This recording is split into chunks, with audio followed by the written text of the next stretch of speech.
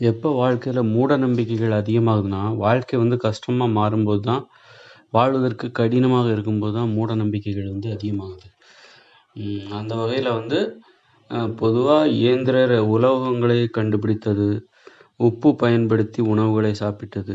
உப்பு பயன்படுத்துவதற்கு முன்பு கடினம்ங்கிறது எப்ப இருந்து ஆரம்பிக்கும்னா, உணவை சமைப்பதில் தான் உணவை தேடுவதில் கடினம். நாம் உண்ணுகின்ற உணவை தயாரிப்பதில் கடினம். கடினமான வாழ்க்கையோட ஆரம்பமே உணவை தயாரிப்பதிலிருந்து தான் ஆரம்பமாகிறது.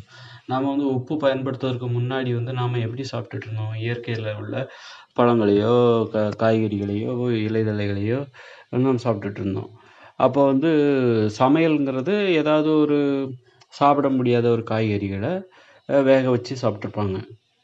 நெருப்பில் போட்டு வேக வச்சு சாப்பிட்ருக்கலாம். ஏதோ ஒரு சில ஒன்று மற்றதெல்லாம் பச்சையாகவே சாப்பிட வேண்டிய ஒரு எளிதாகவே இருந்தது. எப்போ உப்பை கண்டுபிடிச்சாங்களோ, எப்போ கடற்கரையில் கடல் நீரிலிருந்து உப்பை பிரித்தெடுத்து அந்த உப்பை எடுத்து உண்ணுகிற உணவில் கலந்து அதை சமைத்து உண்ண ஆரம்பித்தார்களோ, அப்போவே உணவு தயாரிப்பது என்பது கடினமாகிவிட்டது. அந்த பொருளை சேர்த்தா இன்னும் சுவையாக இருக்கும், இந்த பொருளை உணவோட சேர்த்தா இன்னும் சுவையாக இருக்கும். அந்த உப்பு கலந்து சமைக்கப்படுகிற அந்த சமையல் உணவு என்பது உணவை தயாரிக்கின்ற ஒரு வேலையை ஒரு மிகப்பெரிய வேலையாக மாற்றிக்கொண்டே போய்க்கொண்டே இருக்கிறது. அதற்கு ஒரு முடிவே இல்லை. அது நிறைய மூலப்பொருட்கள் நிறைய மஞ்சள் போடுங்க, அல்லது பெப்பர் போடுங்க, நல்ல மிளகுத்தூள் போடுங்க, கடுகு போடுங்க, அப்புறம் அந்த எண்ணெயை போட்டு தாளிங்க, தாளிக்கிறது.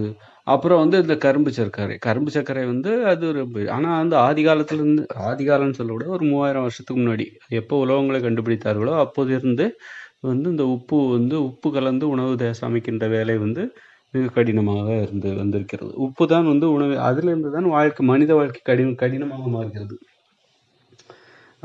ஒரு உணவு சமைக்கின்ற வேலைகளில் இருந்து தான் மனித வாழ்க்கை கடினமாக மாறுகிற ஒரு துவக்கம் அங்கு நிகழ்கிறது. அப்படி பார்க்கும்போது உப்பு அது எப்படி அப்படின்னா, உப்பு கண்டுபிடிக்கிறாங்க. உப்பை கண்டுபிடிச்ச உடனே உப்பை தயாரிக்கிறாங்க. அந்த உப்பை கலந்து உணவுகளில் கலந்து சமைக்கின்றார்கள், நெருப்பு மூட்டி சமைக்கின்றார்கள். அதற்கு சட்டிப்பானை தேவைப்படுகிறது. சட்டிப்பானை செய்வதற்கு கைகளால் சட்டிப்பானை செய்து அதை சுட்டு அதை ஒரு பானையாக பயன்படுத்துகிற ஒரு முறை இருந்திருக்கலாம். அதற்கு முறையாக ஒரு சக்கரத்தில் அந்த பானையை நேர்த்தியாக செய்கிற அந்த தொழில்நுட்பம் அப்போது இருந்திருக்காது. மண்ணை குழைத்து அதை ஒரு சட்டி போல கையாலேயே செய்து அதுல ஒரு நேர்த்தி இருந்திருக்காது. இப்போதுள்ள ஒரு மண்பானை போன்ற ஒரு நேர்த்தி இருந்திருக்காது. ஒரு சின்ன சின்ன பானையாக அவர் செய்திருப்பார்கள். பெரிய பானையாக செய்திருக்க முடியாது. அதோடைய ஓடுகள் கடினமாக இருந்திருக்கும். அப்படி அவங்க பானையை செஞ்சு அந்த பானையில அவங்க உணவு சமைச்சிருப்பாங்க. உப்பு போட்டு உணவு சமைச்சிருப்பாங்க. என்னென்ன இப்போ உப்பு கலந்துட்டாலே அவனுக்கு பேராசை வந்துடும், வன்முறை உணர்ச்சிகள் வந்துடும். அந்த உப்பு கலந்து உணவுகளை சாப்பிட்டாலே அவனுக்கு அளவுக்கு அதிகமான ஒரு வலிமை வந்துவிடும். அப்படிங்கும்போது இவன் தன்னை ஒரு எளிமையான எளிதான ஒரு உயிரினமாக நினைக்க மாட்டாங்க. அப்போ தன்னை மிக வலிமையான ஒரு உயிரினமாக கருதும் போது என்ன ஆகும் அப்படின்னா, இவனுக்குள்ள ஒரு ஒரு ஒரு எளிமையானவர்களுக்கு இருக்கிற அந்த ஒரு மென்மையான தன்மை இருக்காது. வன்முறை உணர்ச்சி அதிகமாகிடும். தன்னை பற்றி ஒரு மிகையான கற்பனைக்குள், அதுவே அந்த கற்பனையே உண்மையாக இருக்கும் பட்சத்தில் தன்னை வலிமையானவனாக உணரும் பொழுது அவன் யாரையுமே மதிக்க மாட்டாங்க. எளிமையாக வாழ்கிறவர்கள் பிறருடைய உதவியை எதிர்பார்த்து மென்மையாக இருப்பார்கள். ஒரு உப்பு கலந்த உணவுகளை சமைத்து சாப்பிடும்போது தன்னை அளவுக்கு அதிகமான வலிமை கிடைக்கிறது. பிறருடைய உதவி இல்லாமலேயே மிக முரட்டுத்தனமாக உழைக்கிற அந்த தன்மை அவர்களுக்கு, மனித உயிர்களுக்கு வந்து விடுகிறது. அப்படிங்கும்போது மிகப்பெரிய செயல்களை சாதிக்கும்போது சக மனிதர்களை அவர்களுடைய உணர்வுகளை மதிக்க மாட்டார்கள். அதை சக உயிரினங்களை மதிக்க மாட்டாங்க. எதையுமே மதிக்க மாட்டாங்க. ஒரு அராஜக போக்கு வந்துடும். அதனால உப்பு கலந்து சமைக்கின்ற உப்பு கலந்து உணவுகளை சமைத்து உண்ண ஆரம்பித்த உடனேயே அவங்க யாரையுமே மதிக்க மாட்டாங்க. எந்த உயிரினத்தையுமே மதிக்க மாட்டாங்க. கொல்ல துணிந்து விடுவார்கள். அவரிடம் இரக்க உணர்வு போய்விடும். இரக்க உணர்வு போய்விடும். ஒரு சர்வாதிகார உணர்வு வந்துவிடும். அப்படி இருக்கும்போது அவன் மாமிசம் உண்ண ஆரம்பித்து விடுவார்கள். அப்போ எப்போ மனித உயிர்கள் மாமிச உணவை சாப்பிட்டிருப்பார்கள் என்றால், உப்பு கலந்து உணவுகளை சமைக்க தொடங்கியதிலிருந்து தான் அவர்கள் மாமிச உணவுகளை சாப்பிட்டார்கள். ஏன் அப்படின்னா, உப்பு கலந்து உணவுகளை சமைத்து சாப்பிடும்போது மனித உணர்வுகள் வலிமையாக மாறிவிடுகிறது. தன்னை எளிமையாக உணர்கிற அந்த பண்பு மாறி தன்னை மிகவும் மிக மிக வலிமையானவர்களாக உணரும் பொழுது இதுதான் அவர்களிடம் இரக்கம் இல்லாமல் போய்விடுகிறது, பாசம் இல்லாமல் போய்விடுகிறது, அன்பு இல்லாமல் போய்விடுகிறது, ஒரு சர்வாதிகார மனப்பான்மை வந்து விடுகிறது, தன்னால் மிகப்பெரிய செயல்களை சாதிக்க முடியும் என்கிற எண்ணம் வந்து விடுகிறது. அதே நேரத்தில் மிகப்பெரிய செயல்களை செய்யும்போது செய்கின்ற அந்த வலிமை உடலுக்கு வரும்போது மிகப்பெரிய செயல்களை செய்ய தயாராகும்போது நிறைய ஆபத்துகளும் வந்து விடுகிறது. எளிமையாக வாழும்போது நிறைய பாதுகாப்பு இருக்கு. அதே நேரத்தில் மிகப்பெரிய வலிமை வந்து விடும் பொழுது, மிகப்பெரிய வலிமையான செயல்களை கற்பனை செய்யும் பொழுது, செய்வதற்காக திட்டமிடும் பொழுது மிகப்பெரிய ஆபத்து வந்து விடுகிறது. ஆனால் பயமும் அதிகமாகி விடுகிறது, கோபமும் அதிகமாகி விடுகிறது, ஆபத்துகளும் அதிகமாகி விடுகிறது. அப்படிங்கும்போது மனித வாழ்க்கையை அச்சுறுத்தல் மிகுந்ததாக. அப்பொழுது என்ன ஆகும், மிகப்பெரிய அச்சுறுத்தலில் உள்ள ஒருவர் சக உயிரினங்களை எப்படி நேசிப்பார்? நேசிக்க மாட்டார். ஒரு போர்க்களத்தில் போரிடுகிற ஒரு போர் வீரரிடம் ஒரு உயிரினங்களை நேசிக்கின்ற அந்த குணம் எப்படி இருக்கும்? மனது மறத்து போய்விடும். மரண பயத்தில் மனது என்பது மறத்து போய்விடும். அன்பு பாசம் எதுவும் இல்லாமல் மனது என்பது மறத்து போய்விடும். அப்படித்தான் இது வந்து மனித வாழ்க்கை வந்து தற்போதைய இயந்திர அறிவியல் உலகமாக இருக்கட்டும், அல்லது எப்பொழுது உப்பு கலந்து உணவை சமைத்து சாப்பிட்டார்களோ அப்பொழுதிலிருந்தே மனித வாழ்க்கை வந்து நரகமாகவும் அச்சுறுத்தல் மிகுந்ததாகவும் மாறிவிடுகிறது. அப்பொழுது அன்பு பாசம் எதுவுமே இல்லை. அப்பொழுதுதான் மாமிச உணவுகளை உண்பதற்கு ஒரு தயாராகின்ற உண்பதற்கு தேவையான அந்த மனநிலை வந்து மனித உயிர்களுக்கு கிடைத்து விடுகிறது. அப்போ இதுல வந்து உப்பு கலந்து உணவுகளை சமைத்து சாப்பிட ஆரம்பத்தில்தான் மாமிச உணவுகளை உண்டார்கள் என்பது நிரூபணமாகிறது. உப்பு கலந்து உணவுகளை சமைக்காத உணவுகளை உப்பு சேர்க்காம உணவுகளை சமைத்து உண்ட காலத்தில் அவர்கள் மாமிச உணவுகளை உண்பது. அப்போதான் மக்கள் மென்மையாக இருந்தார்கள். அவர்களால் தங்களை வந்து மிகப்பெரிய வலிமையானவர்கள் என்று அவர்கள் உணர்வில்லை. தன்னை போல்தான் பிற உயிரினங்களும் தன்னை போல் ஒரு எளிமையான உயிரினமாகத்தான் சக உயிரினங்களும் இருக்க முடியும். அப்படி உணரும் போது சக உயிரினங்களை நேசிப்பவர்களாக இருந்திருக்கிறார்கள். சக உயிரினங்களோடு நேரத்தை செலவிடுவர். வலிமையானவர்களுக்கு நேரமே கிடையாது, பிறரிடம் பேசுவதற்கே நேரம் கிடையாது. அளவுக்கு அதிகமான வலிமையானவர்களுக்கு, கடினமாகவும் முரட்டுத்தனமாகவும் உழைப்பவர்களுக்கு தன்னுடைய குடும்பத்தாரிடம் கூட பேசுவதற்கு நேரம் கிடையாது. எப்பொழுதும் அந்த செயல்கள், பிரம்மாண்டமான செயல்களை செய்வதிலே அவருடைய கவனம் செலுத்தப்பட்டு கொண்டிருக்கும். அதனால் உப்பு கலந்து உணவுகளை சமைத்து உண்ட மக்கள் மிகப்பெரிய வலிமையானவர்களாக தன்னை உணரும் போது மிகப்பெரிய வலிமையான செயல்களை செய்வதற்காக தங்களுடைய தினசரி நேரத்தில் பெரும்பான்மையான நேரத்தை செயல்களை செய்வதிலேயே நேரத்தை செலவிட்டனர். மிகப்பெரிய செயல்களை செய்வதற்கான தேவையான பேச்சுக்களையே அவர்கள் பேசினார்கள். எந்தவித தொழில் நோக்கமும் இல்லாமல் பிறரிடம் பேசுவதற்கான ஒரு வாய்ப்பு, அவர்களிடம் பொழுதுபோக்காக பேசுவதற்கான வாய்ப்புகளே குறைந்துவிட்டது. குடும்பத்தோடு நேரம் செலவிப்பதற்கான வாய்ப்புகள் குறைந்துவிட்டது. அதனால் வந்து ஒரு எளிமையான உயிரினங்கள் பற்றி அவைகளுக்கும் ஒரு உணர்வுகள் இருக்கும், அவைகளுக்கும் ஒரு வாழ்க்கை இருக்கும். அப்படிங்கிற உணர்வுங்கிறது இல்லாமல் போய்விடுகிறது.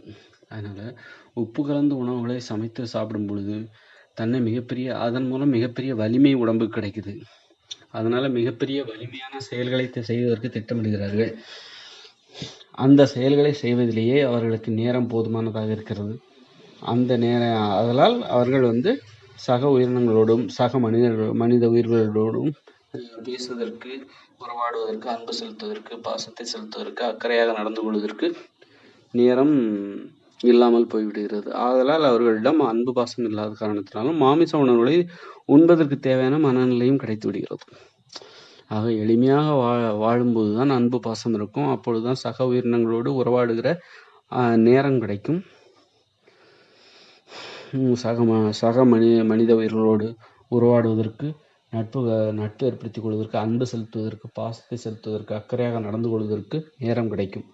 அப்பொழுதுதான் வந்து மாமிச உணவுகளை உண்பதற்கு அத்தகைய மனநிலை என்பது இல்லாமல் போகும். மனித உயிர்கள் மென்மையாக மாறிவிடுவார்கள். அப்பொழுதுதான் அவர்கள் மென்மையாக மாறும் பொழுது சக உயிரினங்களை நேசிக்க பழகுவார்கள். நேசிக்கும் பொழுது சக உயிரினங்களை கொண்டு அதன் மாமிசத்தை உண்பதற்கு எப்படி அவர்கள் தயாராகுவார்கள்? எப்படி அவர்களுக்கு மனம் வராது? அதனால் மாமிச உணவுகள் எப்பொழுது சாப்பிட ஆரம்பித்தார்கள் என்றால், இந்த உப்பு கலந்து உணவுகளை சமைக்க தொடங்கியதிலிருந்து தான் அவர்கள் மாமிச உணவுகளை சாப்பிட ஆரம்பித்தார்கள். உப்பு கலந்து உணவுகளை சமைத்து சாப்பிட்டாலே மனது என்பது மறத்து போய்விடும். மனதில் அன்பு பாசம் இருக்காது, ஒரு அக்கறை இருக்காது, ஒரு சுயநலம் ஏற்படும், வன்முறை உணர்ச்சி ஏற்படும், சர்வாதிகார உணர்வு ஏற்படும்.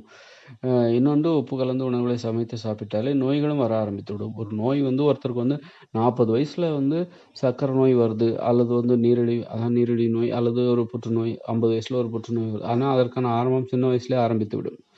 அப்படி என்றால் 40 வயசில் ஒருவருக்கு ஒரு நோய் முற்றி போகிறது, ஆஸ்மா அல்லது புற்றுநோய் அல்லது நீரிழிவு நோய், ஏதோ முற்றிய நிலையில் வெளிப்படுகிறது. அப்பொழுது அவர் மிகவும் அச்சத்தோடு உணர்கிறார், மரண பயத்தில் வாழ்கிறார். ஆனால் அந்த நோயின் ஆரம்பம் என்பது சிறு வயதிலிருந்தே ஆரம்பமாகிவிடுகிறது. அவருடைய உணவு பழக்கம், அவருடைய உறவுமுறை பழக்கம், அவருடைய வாழ்க்கை முறை, இது எல்லாமே அவர் உடலில் 40 வயதில் முற்றிய நிலையில் வெளிப்படுகிற அந்த புற்றுநோயோ அல்லது நீரிழிவு நோயோ ஆஸ்மா நோயோ, அந்த நோய்க்கு அவருடைய சிறுவயது பழக்கம் எல்லாமே காரணமாக இருக்கிறது. அதனால் சிறு வயதிலிருந்தே அந்த நோய் ஆரம்பமாகி விடுகிறது. அதாவது வளர்வதற்கு முதல் புள்ளியிலிருந்து ஆரம்ப கட்டத்திலிருந்து அந்த நோய் தனது பயணத்தை துவங்குகிறது. அப்பொழுதே அந்த நோயினால் ஏற்படக்கூடிய மரண பயத்தை அவர் சிறு வயதிலேயே உணர்ந்திருப்பார்.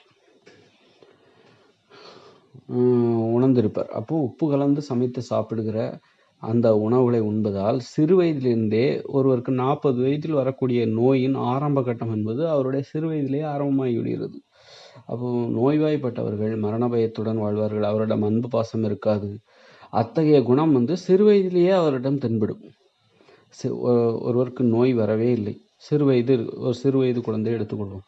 அந்த குழந்தையிடம் அவர் எந்த நோயும் இல்லை. அதே நேரத்தில் அந்த குழந்தைக்கு யார் மீதும் அன்பு இல்லை, பாசம் இல்லை, அக்கறை இல்லை, சுயநலம்தான் அதிகமாக இருக்கிறது, சர்வாதிகார மனப்பான்மை தான் அதிகமாக இருக்கிறது, பிறரை புரிந்து கொள்வதற்கு மறுக்கின்ற மனப்பான்மை தான் அந்த குழந்தையிடம் அதிகமாக இருக்கிறது என்றால், அந்த மனப்பான்மையை அப்படியே பாதுகாத்து வந்தாலே அந்த குழந்தையிடம் நோய்கள் வந்துவிடும். ஏனென்றால் நோய்கள் வந்தால் அத்தகைய மனப்பான்மை தான் ஒருவருக்கு ஏற்படும்.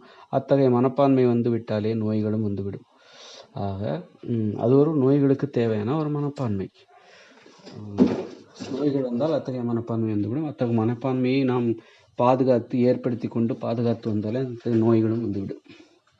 இத்தகைய மனப்பான்மை ஒரு குழந்தைகளுக்கு இருக்குது என்றாலே அந்த குழந்தைகளுக்கு எதிர்காலத்தில் நோய்கள் வரும் என்பதை உணர்ந்து அத்தகைய மனப்பான்மையை நீக்குவதற்கான முயற்சிகளில் நாம் ஈடுபட வேண்டும், பெற்றோர்கள் ஈடுபட வேண்டும் என்பதை புரிந்து கொள்ள வேண்டும். ஒரு குழந்தை சிறு வயதிலேயே யாரிடம் அன்பாகவும் இல்லை, பேசவும் இல்லை, அக்கறையாகவும் இல்லை, சுயநலமாக இருக்கிறது, வன்முறை உணர்ச்சிகள் அதிகமாக இருக்கிறது, பிறகு துன்பங்களை கண்டு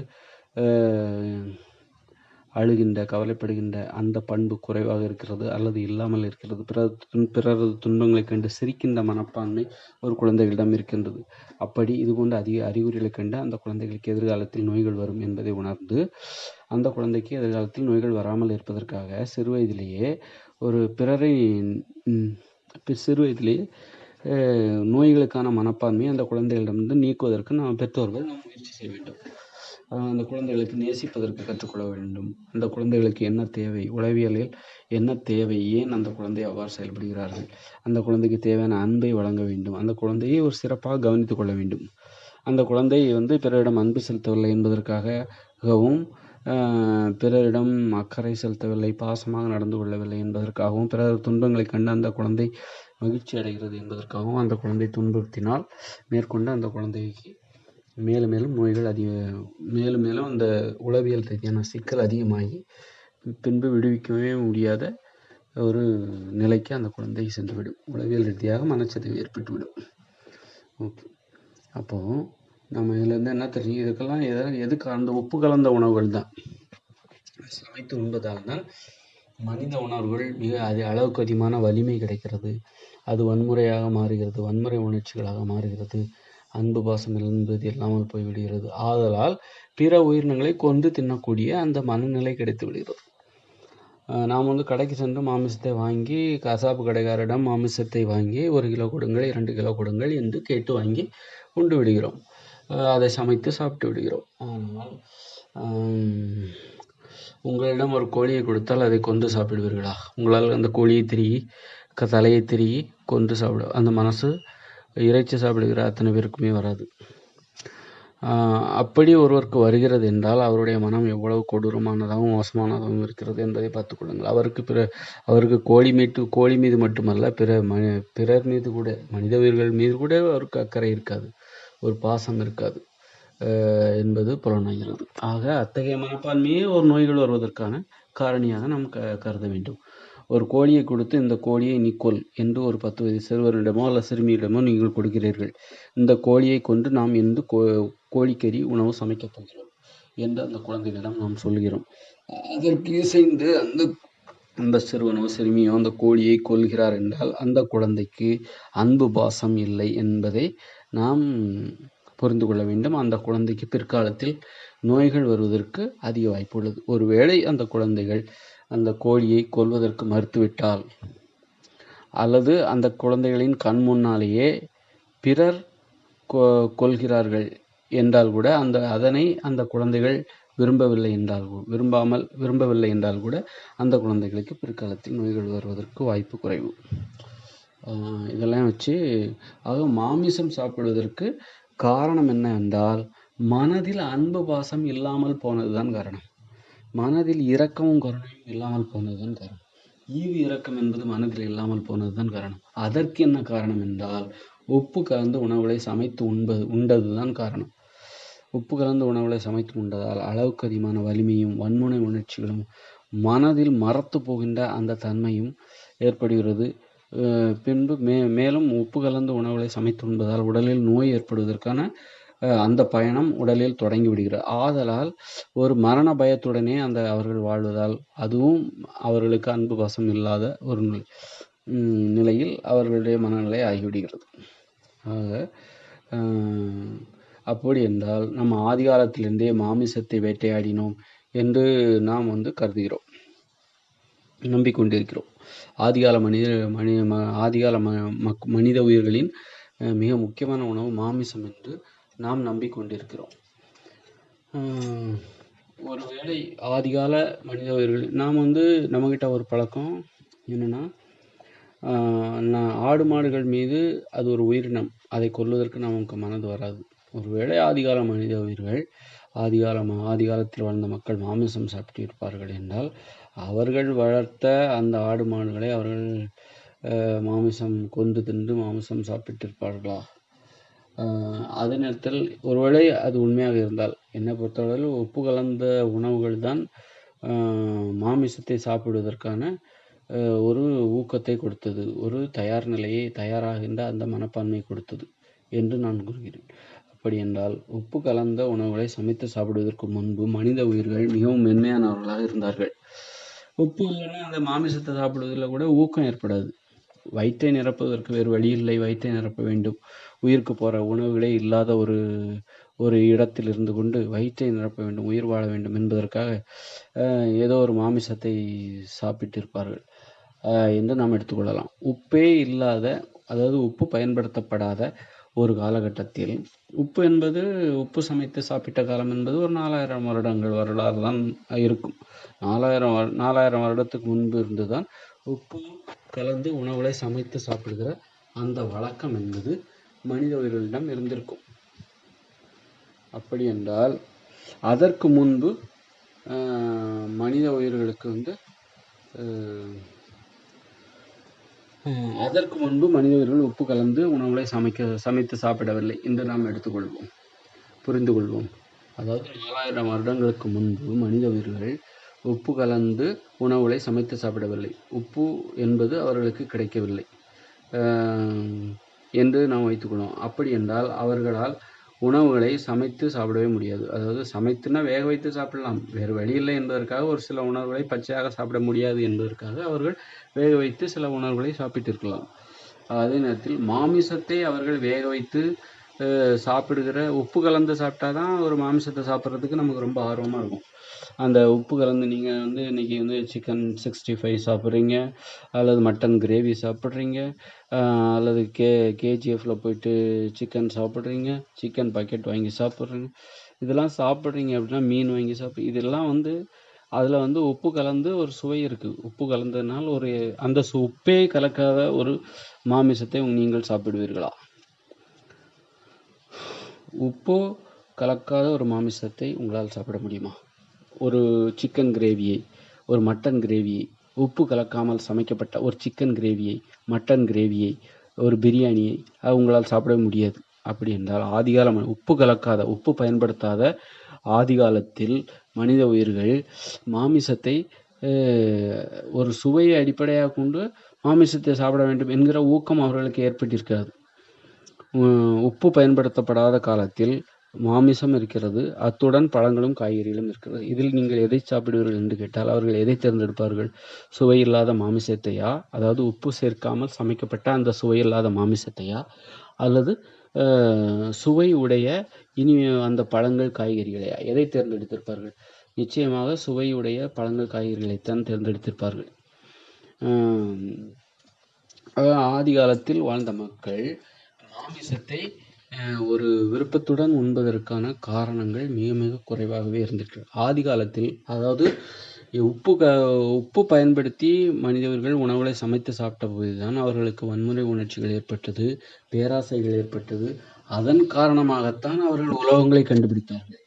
அந்த பேராசை தான், அந்த வன்முறை உணர்ச்சி தான், அந்த அளவுக்கு அதிகமான வலிமை தான், அதாவது உப்பு கலந்து சமைத்த உணவுகளை சாப்பிட்டதால் உடலில் ஏற்பட்ட அந்த அளவுக்கு அதிகமான வலிமை தான் அவர்கள் உலோகங்களை அதன் தாது பொருட்களிலிருந்து கண்டுபிடிப்பதற்கான ஒரு மிகப்பெரிய வலிமை, திறமை அவர்களுக்கு ஏற்பட்டது.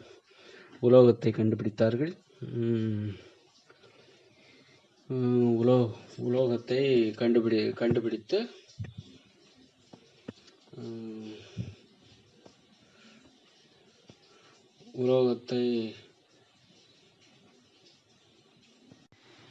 உலோகத்தை கண்டுபிடித்தார்கள். அந்த உலோகத்தினால் ஆன, அதாவது உப்பு கலந்த உணவுகளை சமைத்து சாப்பிட்டதால் தான் அவர்களுக்கு உடலில் அளவுக்கு அதிகமான வலிமை ஏற்பட்டது, வன்முறை உணர்ச்சி ஏற்பட்டது, சர்வாதிகார உணர்ச்சி ஏற்பட்டது, பேராசை ஏற்பட்டது. அந்த பேராசையின் காரணமாகத்தான் அவர்கள் அந்த அளவுக்கு அதிகமான வலிமையோடு, பேராசையோடு, வன்முறை உணர்ச்சிகளோடு வந்து அவர்களுக்கு கொலைவெறி ஏற்படுகிறது. அந்த உப்பு கலந்த உணவுகளை சமைத்து சாப்பிட்டதால் கொலைவெறியும் ஏற்படுகிறது, பேராசையும் ஏற்படுகிறது. அப்படி பார்க்கும் அந்த உணர்ச்சி தான் உலோகங்களை தேடி கண்டுபிடிக்க வேண்டும் என்கிற ஒரு ஊக்கத்தை கொடுக்கிறது, ஒரு வெறியை கொடுக்கிறது, ஒரு பேரார்வத்தை கொடுக்கிறது. அப்பொழுதுதான் அவர்களுக்கு வந்து அந்த உலோகங்களே தேவைப்படுகிறது. எப்போ உலோகங்கள் மனித உயிர்களுக்கு தேவைப்படுகிறது என்றால், அவர்களுக்கு அளவுக்கு அதிகமான ஒரு வலிமை, உப்பு கலந்து சமைக்கப்பட்ட உணவுகளை சாப்பிட்டதால் அவர்கள் உடலில் ஏற்படுகிறது அந்த அளவுக்கு அதிகமான வலிமை. வன்முறை உணர்ச்சிகள் ஏற்படும் பொழுதுதான் அந்த வன்முறை உணர்ச்சிகளை மிகப்பெரிய கற்பனைகள் ஏற்படுகிறது, மிகப்பெரிய செயல் திட்டங்கள் மனதில் உருவாகிறது. அதனை சாதிப்பதற்கு அவர்களுக்கு உலோகங்களால் ஆன கருவிகள், ஆயுதங்கள் இதெல்லாம் தேவைப்படுகிறது. அது ஒரு உள்ளுணர்வாக அப்படி ஒரு உலோகம் என்பது அவர்களுக்கு தெரியாது. ஆனால் அவர்கள் எதையோ தேடிக்கொண்டு செல்கிறார்கள். இந்த பூமியில் அப்படி ஏதோ ஒன்று இருக்கும். அவர்களுக்குள்ள அந்த பேரார்வத்தை, அந்த வன்முறை உணர்ச்சியை, அந்த அளவுக்கு அதிகமான வலிமையை வெளிப்படுத்துகிற ஒரு கருவி இந்த புவியில் இருக்கிறது. அது என்னவென்று அவர்களுக்கு தெரியாது, அது உலோகம் என்று அவர்களுக்கு தெரியாது. ஆனால் அவர்கள் உள்ளுணர்வு எதையோ தேடிக்கொண்டு செல்கிறது. அப்படி தேடிக்கொண்டு செல்லும் பொழுது அவர் உலோகங்களை கண்டுபிடிக்கிறார்கள். அதுவரையில் இந்த புவியில் உலோகங்களை கண்டுபிடித்து உலோகங்களாலான கோடாரி, அருவா, கத்தி, கடப்பாரை இது போன்ற ஆயுதங்களை தயாரிக்கிறார்கள். அதன் பிறகுதான் மரங்களை வெட்டுகிறார்கள். உங்களிடம் கடப்பாரையோ கத்தியோ எதுவுமே இல்லை, உலோகங்களாலான எந்த ஒரு கருவிகளுமே இல்லை என்னும்போது உங்களால் மரங்களை வெட்டவே முடியாது, எதையுமே வெட்ட முடியாது. மரங்களை வெட்ட முடியாது, செடிகளை ஒரு வலிமையான செடியை கூட உங்களால் செடிகளை உடைத்து விடலாம், ஆனால் மரங்களை வெட்ட முடியாது. அப்போ இந்த பூமி என்னவா இருக்குன்னா, உலோகங்களை மனிதர்கள் கண்டுபிடிக்காததற்கு முன்பு, உலோகங்கள் கண்டுபிடிப்பது சுமார் 4000 வருஷம் அல்லது 3000 வருஷத்துக்கு முன்பு தான் உலோகங்களை மனிதர்கள் கண்டுபிடித்தார்கள் என்று நாம் இதுவரை சொல்லிக் கொண்டு வருகிறோம். அதாவது நான் சொல்லிக் கொண்டு வருகிறேன். அப்படி என்றால் ஒரு 3000 வருடத்திற்கு முன்பு இந்த உலகில் மரங்களை வெட்டுவதற்கு பயன்படுகிற உலோகத்தாலான கோடாரியோ அருவாளோ கத்தியோ கடப்பாரையோ எதுவுமே வந்து மனித உயிர்களின் கைகளில் இல்லை. உலோகங்களாலான கருவிகளான கடப்பாரையோ கத்தியோ கோடாரியோ எதுவுமே வந்து மனித உயிர்களிடம் இல்லை. உலோகங்களே இந்த உலகில் மனித உயிர்களின் பயன்பாட்டில் இல்லை, மனித வாழ்க்கையின் பயன்பாட்டில் இல்லை எனும் பொழுது இந்த புவியில் எவ்வளவு மரங்கள் இருந்திருக்கும் நினைத்து பாருங்கள், கற்பனை செய்து பாருங்கள். மனித உயிர்கள் எத்தனை மரங்களை வெட்டி இருப்பார்கள். அதாவது உலோகங்களை கண்டுபிடித்த பிறகு கடந்த 3000 ஆண்டுகளாக பல கோடிக்கணக்கான மரங்களை வெட்டி கொண்டிருப்பார்கள். தினம் தினம் லட்சக்கணக்கான மரங்களை வெட்டி கொண்டிருக்கிறார்கள். அப்படி என்றால் உலோகங்கள் கண்டுபிடிப்பதற்கு முன்பு இந்த பூமியில் எந்த அளவுக்கு ஒரு பசுமையான ஒரு உலகமாக இந்த பூமி இருந்திருக்கும் என்பதை நீங்கள் கற்பனை செய்து பாருங்கள். தினம் தினம் ஆப்பிரிக்காவில் நவீன இயந்திரங்களை கொண்டு ஒரு நிமிடத்தில் மிகப்பெரிய 100 வயதை தாண்டிய மிகப்பெரிய பிரம்மாண்டமான ராட்சத மரங்களை ஓரிரு நிமிடங்களில் ஓரிரு மணி நேரத்தில் வெட்டி சாய்த்து விடுகிறார்கள்.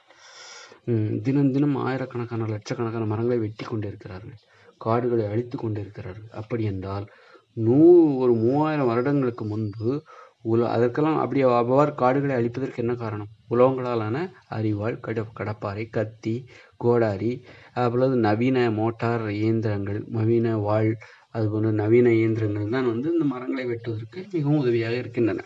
அப்படின்னா ஒரு 3000 வருஷத்துக்கு முன்னாடி இவங்ககிட்ட வந்து எந்த ஆயுதங்களும் இல்லை, உலோகங்களே இல்லை. அப்படிங்கும்போது இங்கே எந்த மரத்தையும் அவங்களால வெட்டவே முடியாது. இவங்க கையில் இருக்கிறது வந்து கல்கள் தான் ஆயுதம். கல்லால் எந்த மரத்தையும் வெட்ட முடியாது. மரக்கிளைகள், மரத்துண்டுகள், அது மரத்துண்டுகள், அதாவது காய்ந்து போன மரக்கிளைகள் அல்லது கற்கள், இவை இரண்டும் தான் மனித உயிர்களின் ஆயுதமாக உலோகங்கள் கண்டுபிடிப்பதற்கு முன்பு இருந்தன. அப்படிப்பட்ட ஆயுதங்களை கொண்டு, கற்களை கொண்டு, மரக்கிளைகளை கொண்டு மரங்களை வெட்டவே முடியாது. அப்படி என்றால் எந்த மரத்தையும் வெட்டாத ஒரு வாழ்க்கையை மரங்களை வெட்ட முடியும் என்கிற நம்பிக்கை கூட இல்லாத மனித உயிர்கள் வாழ்ந்த காலம்தான் உலோகங்கள் கண்டுபிடிக்கப்படாத அந்த காலம். அப்படிப்பட்ட காலத்தில் வாழ்ந்த மனித உயிர்கள் அப்படிப்பட்ட காலத்தில் ஏராளமான மரங்கள் இருந்திருக்கும், ஏராளமான சமவெளி பகுதி. இன்று நாம் வந்து காங்கிரீட் கட்டடங்களை ஏற்படுத்தி கொண்டிருக்கிறோமே, அந்த காங்கிரீட் கட்டடங்கள் எல்லாமே வந்து சமவெளி காடுகளாக, பசுமை நிறைந்த காடுகளாக, பழங்களையும் கனிகளையும் காய்கறிகளையும் தருகின்ற ஒரு காடுகளாக இருந்திருக்கும். அப்படிப்பட்ட காலத்தில் உணவுகள் வந்து உங்களுக்கு எளிதாக கிடைக்கும். போய் நீங்கள் வேட்டையாடி பிற உயிரினங்களை கொன்றுதான் அதன் மாமிசத்தை தின்றுதான் நீங்கள் உங்கள் வயிற்றை நிரப்ப வேண்டும் என்கிற அவசியம் இல்லை. அந்த அளவுக்கு தாராளமாக உங்களுக்கு வந்து காய்கறிகள், பழங்கள் எல்லாமே கிடைத்திருக்கும். ஏனென்றால் அப்பொழுது அவ்வளோ பசுமை இருந்திருக்கிறது. உலோகங்கள் கண்டுபிடிக்கப்படாத அந்த காலகட்டத்தில் இந்த பூமி முழுவதும் ஒரே பசுமை மயமாக இருந்திருக்கிறது. ஏராளமான உயிரினங்கள் இருந்திருக்கிறது. உலோகங்கள் கண்டுபிடிக்கப்படாத காலத்தில் மரங்களையும் வெட்ட முடியவில்லை மனித உயிர்களால், பிற உயிரினங்களையும் பெரிதாக கொல்ல முடியவில்லை. கற்களை எரிந்துதான் பிற உயிரினங்களை கொண்டிருப்பார்கள், அல்லது மரக்கிளைகளை வைத்துக்கொண்டு பிற உயிரினங்களை அடித்து கொண்டிருப்பார்கள். வேறொன்றும் இவர்களால் செய்திருக்க முடியாது. அதுவும் தற்காப்பிற்காக தன்னை தாக்க வருகிற உயிரினங்களை இவர்கள் கொண்டிருப்பார்கள். அந்த மாமிசத்தை ஒருவேளை ஒரு புலி தாக்க வந்திருக்கலாம். தன்னை தாக்க வருகிற ஒரு புலியை கற்களால் அடித்து கொள்ள முடியுமா என்று எனக்கு தெரியவில்லை. ஒருவேளை ஒரு கூட்டமாக இருந்து ஒரு 10 பேர் 20 பேர் சேர்ந்து ஆளுக்கு ஒரு கல்லை வைத்துக்கொண்டு புலிகளையும் சிங்கங்களையும் தாக்க வரும்போது அதிர்ஷ்டவசமாக ஏதாவது ஒரு புலியோ சிங்கமோ மனிதர்களின் கைகளில் உள்ள கற்களால் அடிபட்டு செத்திருக்க வாய்ப்பிருக்கிறது. அவ்வாறு அல்லது வந்து ஏதாவது தந்திரங்களை பயன்படுத்தி அகழிகளை தோண்டி கற்களாலும் மரக்கிளைகளாலும் ஒரு மிகப்பெரிய பள்ளத்தை தோண்டி அதனுள் புலிகளையோ அல்லது வந்து சிறுத்தைகளையோ சிங்கங்களையோ விழ வைத்து அவ்வாறு விழுந்த குழிக்குள் விழுந்த சிங்கங்களையும் சிறுத்தைகளையும் வெளியே வரவிடாமல் கற்களாலோ அடித்தே கொன்று அந்த உயிரினத்தின் மாமிசத்தை நெருப்பில் சுட்டு அவர்கள் தின்றிருக்கலாம், ஒரு வெற்றி கொண்டாட்டமாக. மற்றபடி அவர்கள் ஒரு ஆடுகளையோ மாடுகளையோ மான்களையோ அதனை வேட்டையாடி உண்டுதான் தங்கள் வயிறை நிரப்ப வேண்டும் என்கிற நிலை அன்று இருந்திருக்காது. ஏனென்றால் அன்று அவ்வளவு பசுமை, பழங்கள், காடுகள் எல்லாம் இப்படியே இருந்திருக்கும். அப்படிப்பட்ட சூழல்ல, பசுமை நிறைந்த அந்த சூழல்ல அவங்க என்ன பண்ணியிருப்பாங்க அப்படின்னா, பலாமரங்கள், காடுகளில் பலாமரங்கள் அதிகமாக இருந்திருக்கும், மாமரங்கள் கூட அதிகமாக இருந்திருக்கும். அந்த விதைகளை அங்கங்கே அவர்கள் முளைக்க வைத்திருந்திருப்பார்கள். அவர்களால் அதைத்தான் செய்ய முடியும். விதைகளை, தாங்கள் சாப்பிடுகிற பழங்களில் இருந்து விதைகளை தேர்ந்தெடுத்து அதனை அங்கங்கே குழியை தோண்டி முளைக்க வைத்திருப்பார். தண்ணி ஊற்றி விவசாயம் செய்திருப்பார்கள். அல்லது பக்கத்தில் ஓடுகின்ற ஆறுகளிலிருந்து தண்ணீரை கோரி ஒரு ஓலை பட்டைகளை தயார் செய்து அந்த பட்டைகளிலிருந்து பக்கத்தில் உள்ள ஆறுகள், குளங்களில் இருந்து தண்ணீரை கோரி அந்த விதைகளை முளைப்பதற்காக குழி தோண்டி புதைத்து வைத்திருக்கும் பொழுது அதன் மீது ஊற்றி அந்த இதை வளர்த்திருந்திருப்பார்கள். அப்படி ஒரு விவசாயம் அந்த காலத்தில் இருந்திருக்கும். அது ஒரு வியப்பிற்குரிய ஒரு விஷயமாக அதுதான் முடியும் அவங்களால.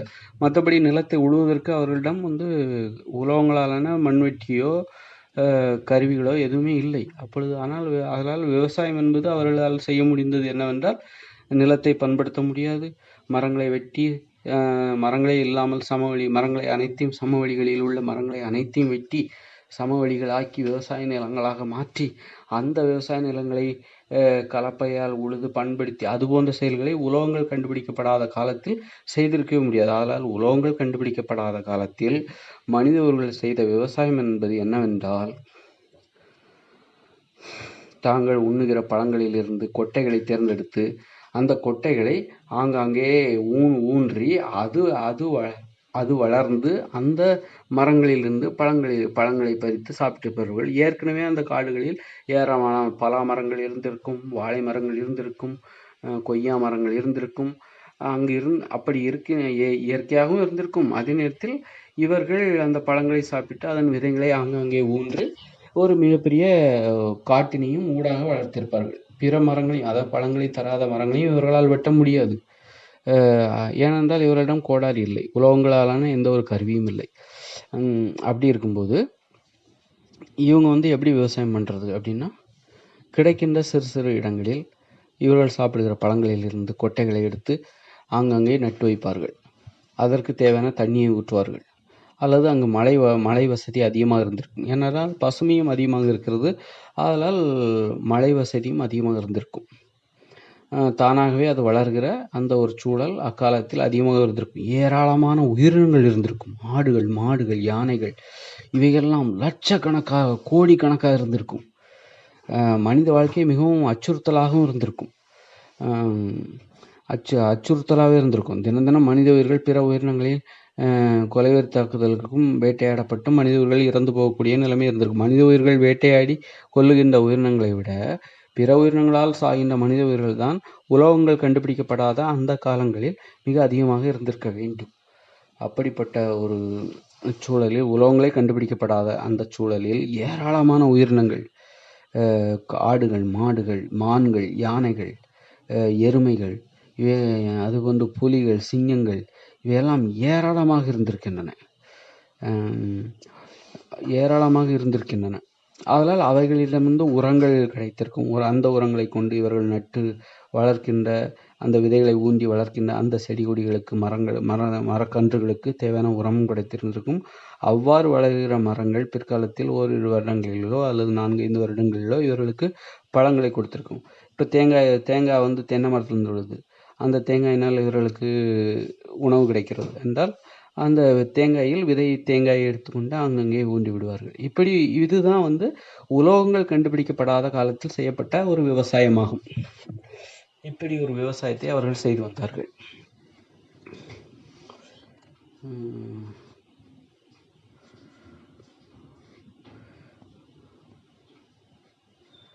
இப்படி ஒரு விவசாயத்தை உலோகங்கள் கண்டுபிடிக்கப்படாத காலத்தில் செய்து வந்தார்கள்.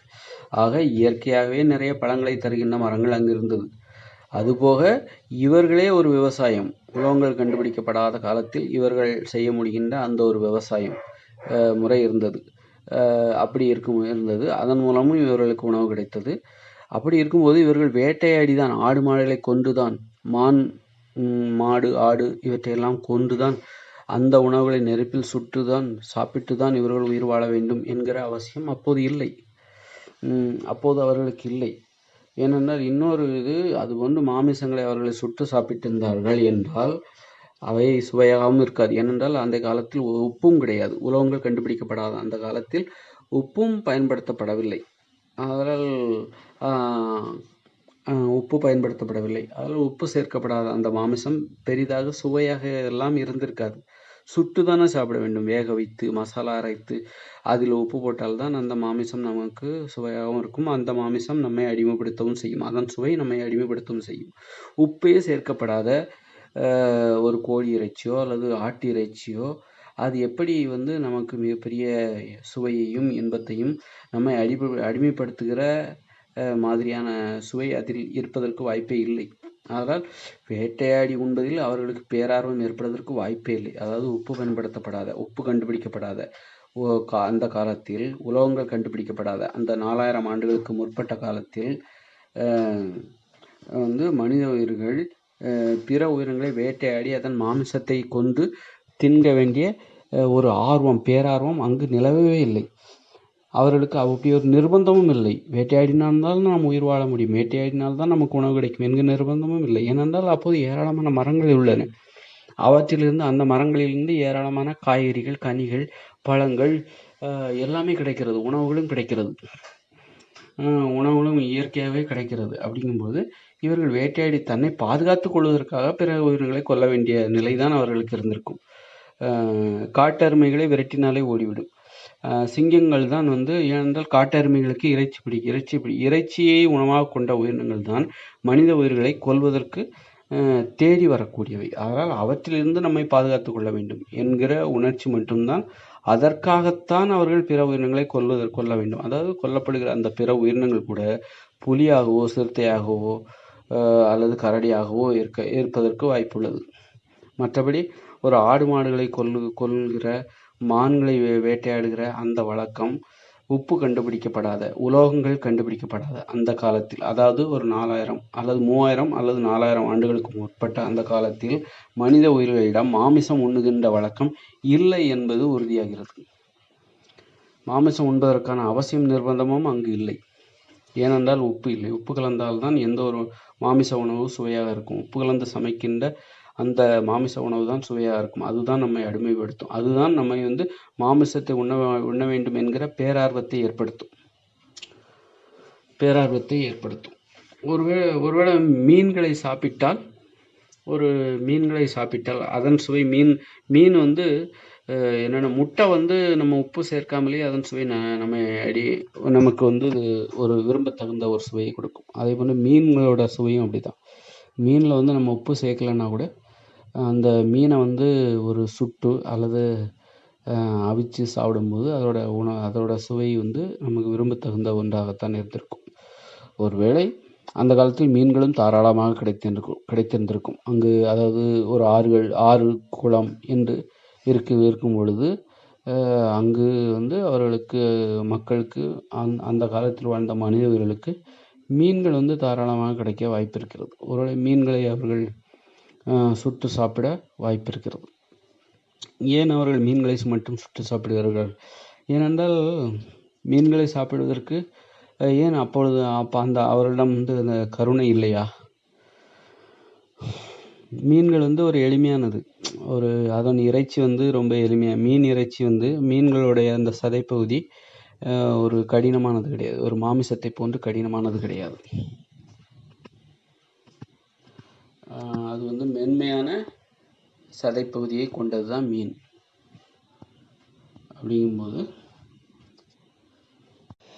அப்படி இருக்கும்போது மீன் உணவுகளை அவங்க சாப்பிட்ருக்க வாய்ப்பு இருக்குது. ஏன்னா ஒரு ஆறு, குளம் அந்த காலத்தில் மரங்கள் எதுவும் வெட்டப்படல, அவ்வளோ பசுமையாக இருக்கும், அவ்வளோ மழை பெஞ்சிருக்கும். அதாவது உலோகங்கள் கண்டுபிடிக்கப்படாத அந்த காலகட்டத்தில் அவ்வளோ மழை பெஞ்சிருக்கும்.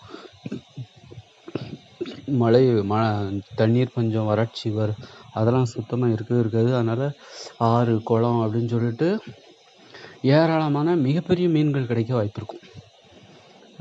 அப்படி இருக்கும்போது அந்த மீன்களை வந்து கரடிகள் கூட வேட்டையாடலாம். கரடிகள் அல்லது பிற உயிரினங்கள், ஏன் புலிகள் கூட மீன்களை வந்து பிடிச்சு சாப்பிடலாம். புலிகள், சிறுத்தைகள், கரடிகள், நாய்கள். அப்படி இருக்கும்போது மனித உயிர்களும் வந்து மீன்களை பிடிச்சி சாப்பிட்ருப்பாங்க. மீன்கள் மீது அவங்க பரிதாபம் ஏன்னா மீன்களை வந்து வேட்டையாடுறது ரொம்ப எளிது. பிடிச்சோமா அதை கொல்லணும் அல்லது உரிக்கணும், அதோட தோலை உரிக்கணும், அதை கறியை வெட்டணும் அப்படின்னு சொல்லிட்டு அதை அது வந்து மிகப்பெரிய வேலையே கிடையாது அவங்களுக்கு.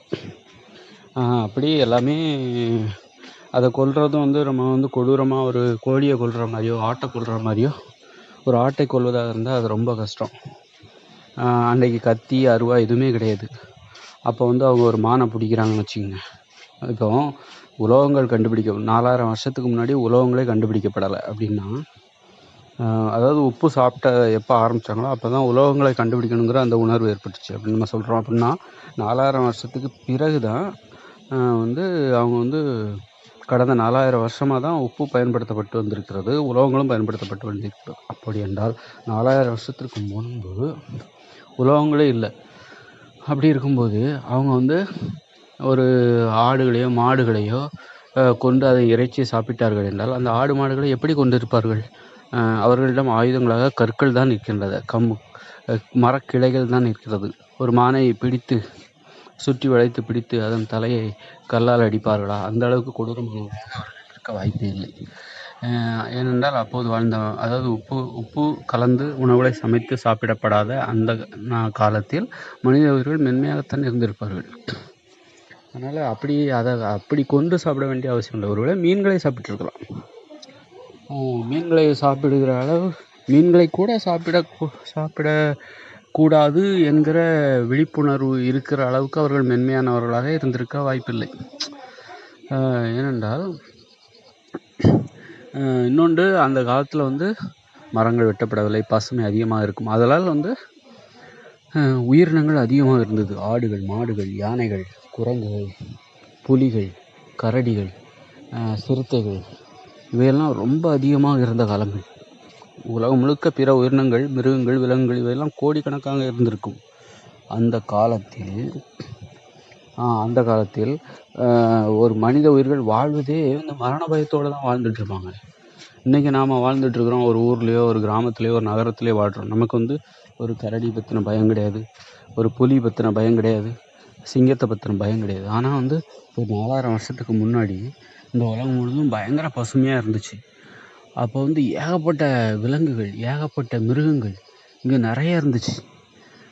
கோடிக்கணக்கான விலங்குகள், கோடிக்கணக்கான லட்சக்கணக்கான மிருகங்கள், சிறுத்தைகள், பாம்புகள் இதெல்லாம் அதிகமாக இருந்தது.